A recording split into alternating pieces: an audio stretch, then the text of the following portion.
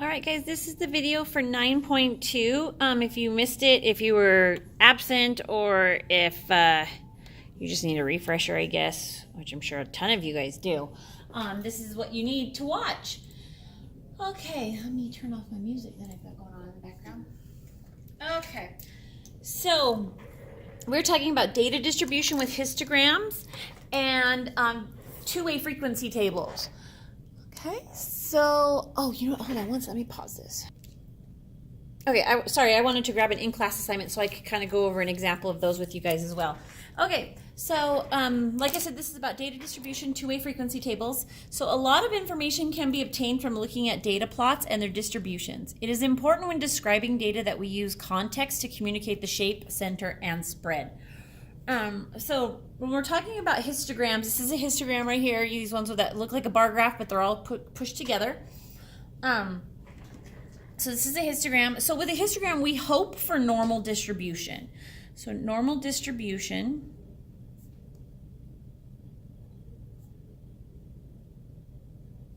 is a bell-shaped frequency, okay? Distribution curve. Most of the data values in a normal distribution tend to cluster around the mean or the middle. And then the further the data point is from the mean, so as it gets further away, the less likely it is to occur. So if you look at this, this is a bell-shaped curve right here, with the mean being right here in the middle, okay? So as my data points get further either to the left or to the right, they become less likely to happen. The numbers that are closest to this mean, this is what is more likely to occur. Okay, so a normal distribution is perfectly symmetrical, meaning that if I was to fold it along that line and fold it over, it should match up, be a mirror image. But because we are often using real data that's dealing with, you know, real people and people who make mistakes and that kind of stuff, rarely does our data actually have symmetrical value to it. You can see that even though we've drawn this bell curve here, you can see that the data behind it doesn't actually follow that pattern. Okay, so it's not actually symmetrical, but we try and we hope that it will be as close to symmetrical as possible. So there are many things, such as your intelligence, the height of people in a room, and blood pressure that naturally follow a normal distribution. Now, this is actually distribution of a blood pressure. So you can see your blood pressure rises and falls depending on what you're doing, right? And so there's a symmetrical tendency toward it, okay? Sometimes we'll see skewed data. So if one tail, and the tail is just this part that kind of trails off in either direction on the graph, that's the tail. If one tail is longer than another, then the distribution is skewed. These distributions are sometimes called asymmetric or asymmetrical distributions, as they don't show any kind of symmetry. So looking at this first one right here, this is a left skewed. So a left skewed distribution has a long left tail. So you can see that on the right side, it drops off and it stops. But over here, it drops and it kind of keeps going until it finally touches the x-axis. Okay, so this side of the graph is a lot longer than this side of the graph. Sometimes we call these negatively skewed distributions. That's because there is a long tail in the negative direction on a number line. So you can see that, like, once again, the right side just drops off and the left side continues to kind of go this direction in towards the negative numbers on a number line. Also, one thing you want to know is that the mean is to the left of the peak. So you can see that our mode is pretty much at the peak. Our median is just a little bit off, but our mean is really down from the peak to the left towards where it slopes down the most, okay? And then to kind of compensate for that, we have a right skewed distribution. So, oops, it's not really in the picture, is it? There we go. This is a right skewed distribution, okay? Right skewed distributions are also called positive skewed distributions. That's because there is a long tail in the positive direction. So you can see this one, if I start up here at my peak, I can see to the left it drops and stops.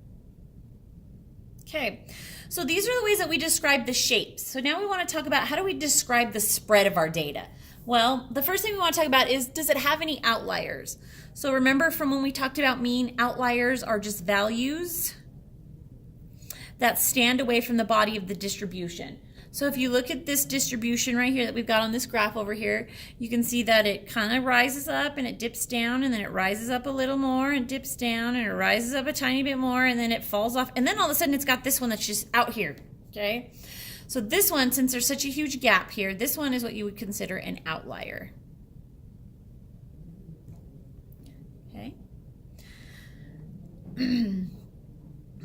So one way we can describe its shape is we could say something about it having an outlier or not having an outlier. All of the data is condensed together, or all of the data is really, you know, there's one piece of data that's out there and on its own.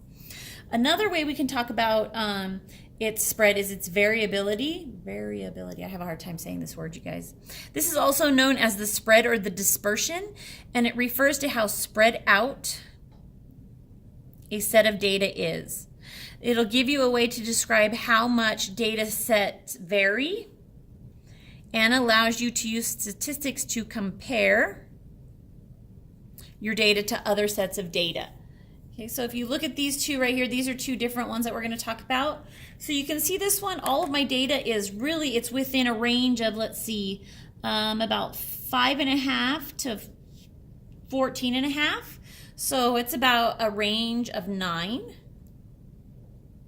Okay, whereas this one goes from 0 all the way to 20. So this one has a range of 20. So you can see that one of them has a lot less spread than the other one does. So when we're talking about this, we usually use a couple different ways to measure our variability. The first one is the range, like I just showed you here. Another one, especially if we have box plots, is the IQR, and if you remember that, that is the interquartile range. So if I'm going to kind of draw this right here. So if I had this box plot from the last lesson we did, like this, okay, here's my box plot. The interquartile range is the range of the box, okay? The interquartile range is basically Q3 minus Q1. Okay. We also use variance and standard deviation, and we're going to talk about standard deviation in a couple of days, so we won't worry about that right now. So values that are close together, like these ones right here, they have a low variability. So this one's a low.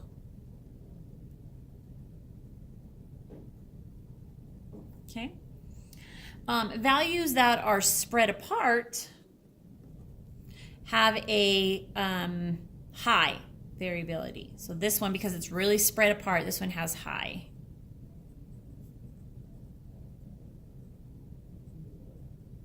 Okay. So two ways that we can talk about the spread of data. The last thing we're going to talk about now is to talk about the center. And when it comes to histograms, we don't really talk about the exact measure like we did with box plots. We just kind of talk about some stuff, and I'll give you some examples here in a second. So the center of the distribution is the middle of the distribution. For example, the center of the numbers 1, 2, 3, 4, 5 is the number 3, which is, of course, is pretty simple to see. There's only 5 numbers, so the middle one had to be the third one. So sometimes it's not always this easy, though. So if you're asked to find a center of distribution, you generally have 3 different steps or 3 different options. First, you can look at the graph or a list of numbers like we did here and see if the center is obvious. So this one was pretty obvious. If you look back again at these right here, the center is probably pretty obvious. You can see that these are very perfectly bell-shaped curves. And so that center is right there at the peak.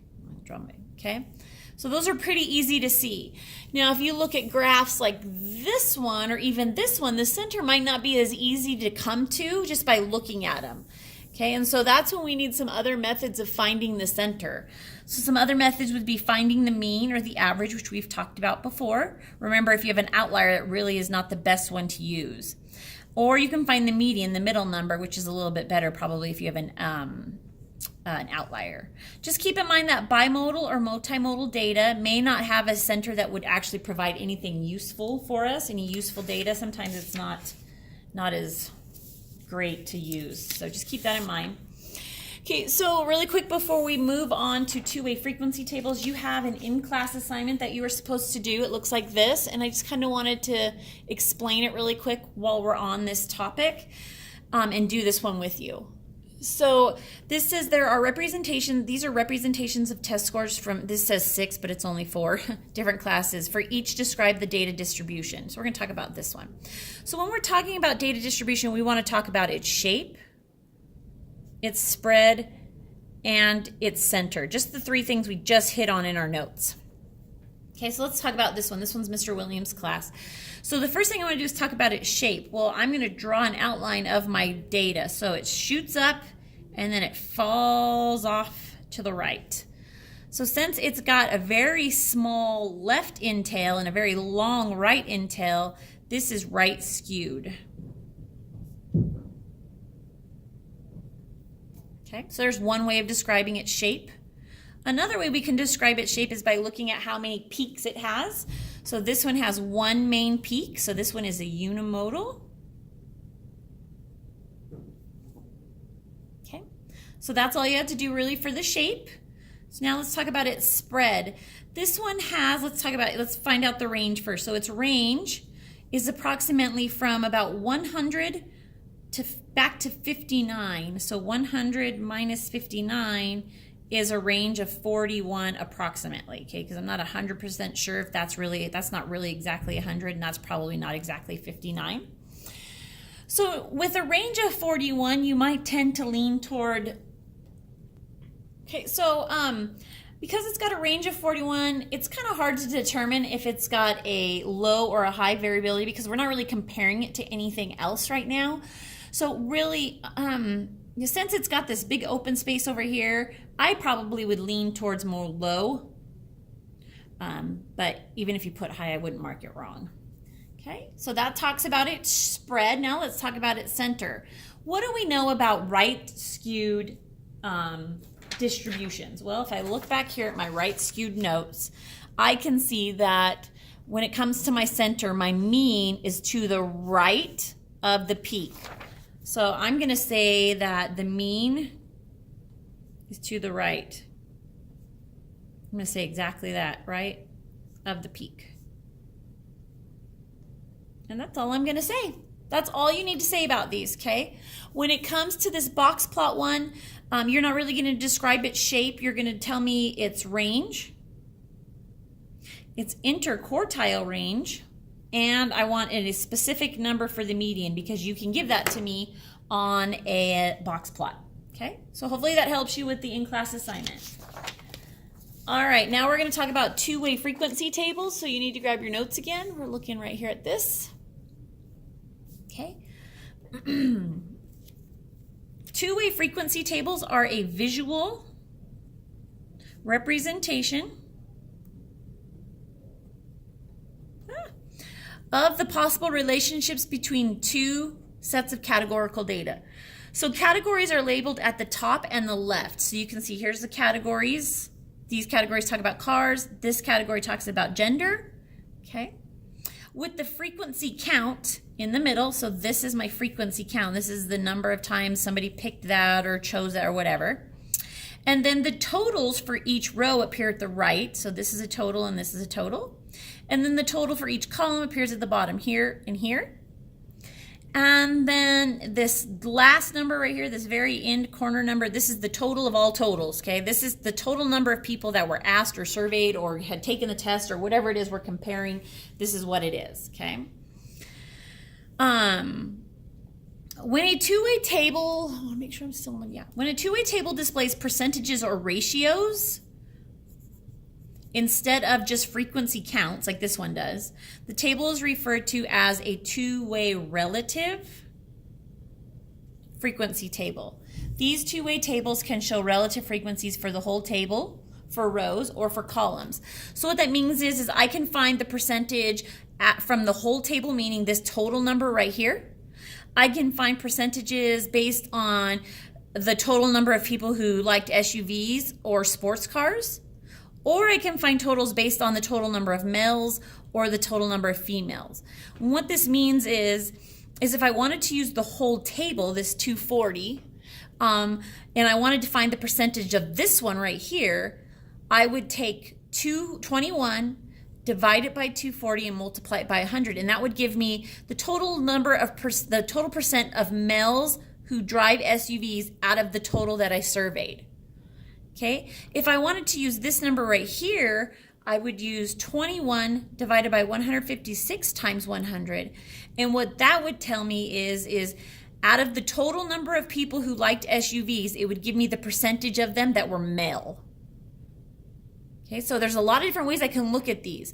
Now, if I wanted to use these totals over here as my 100%, what I would do is I would take 21, divide it by 60, multiply it by 100, and that would tell me the percentage of my total males that liked SUVs. Okay, so there's a bunch of different ways we can look at these tables. And we'll talk about that a little bit more a little later. So entries in the body of the table. So this says the blue cells, but they're not colored blue. So if you wanted to, you could just color these blue right here. These are called the joint frequencies. And then the cells that contain the totals, which they say orange, but they're not on yours. They should be. Or you can color them orange, sorry. Are called marginal frequencies. Now this number right here is not considered a marginal frequency or a joint frequency. It's just the total. Okay, so don't mix that up. All right, so I know we're running long, but I want to kind of give you an example of what you're going to be doing in your assignment. So creating a two-way frequency, we're going to do this one together, and then there's one on the back of your home in-class assignment to do. Okay, so this two-way frequency tables allow us to organize, well, I should say organize, categorical data in order to draw conclusions. Create a frequency table for the data set below. After, we're going to write 3 sentences about observations of the data that we're going to make. So here's our data right here. This is what we're going to put into these tables. So there are 45 total students who like to read books. Of those students, 12 of them like to read nonfiction, and the rest like fiction. 4 girls like nonfiction, 20 boys like fiction. So now let's kind of go through and pick our pieces out.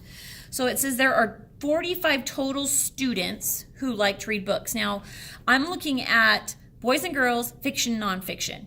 So since this doesn't specify boy or girl, it just says total students, this number goes, it's the total of the total. It's the total number of girls and boys added together, and it's the total of people who like fiction and nonfiction added together. Of these 45 students, 12 of them like nonfiction. Okay, now again, it says 12 of them. It doesn't say 12 boys or 12 girls. So this is a total number, and it's nonfiction. So I'm going to go to my nonfiction column, and at the total, I'm going to write a 12. And then the rest like fiction. So we're going to have to determine what this number is. This one says 4 girls like nonfiction. So I'm going to go to my nonfiction and my girls, and I'm going to find the box where they meet. I'm going to put 4. And then this one says 20 boys, and it says fiction. So I'm going to go to my boys, my fiction, find the box where they meet, and put a 20 in there. So from here, you should be able to figure out the missing boxes. So like, for example, all of this column plus this column should equal this column. So that means that some number plus 12 should equal 45. You could even put like a plus sign here and an equal sign here, okay? To know that this number plus this number equals this number. So if I was to get out my calculator or do it in my head, 45 minus 12 is 33. So there has to be a total of 33 people who like fiction in order to make this table correct. Okay? Now, I also know that when I'm coming straight down, this one plus this one should equal this one. So if I put a plus here and an equal here, then I'll know that this one plus whatever goes here equals this. So some number plus 20 should equal 33. Well, that should be 13. Okay? Now I can add these two together and give me this one. 13 plus 4 is 17. Okay, and then to fill in the rest, you should just be able to figure out, you could do 45 minus 17. Oh, I don't have my calculator on. 45 minus 17 is 28, so this is 28, because 28 plus 17 should equal 45. And then 20 plus something needs to be 28, so that needs to be an 8. Okay? Now we're going to find what we're going to do here is we're going to find the relative frequency table based on the total number. So I'm going off of my total here, so this should be 100% here because that's what I'm finding as my 100%. Now to find the percentages of all of these, what you're going to do is you're going to do the part divided by the whole and then multiply by 100. Okay, so basically for this box right here, I'm going to do it for you, and then you're going to do the rest. So you're going to do 20 divided by 45, because this is my whole, this is my part, multiply that by 100.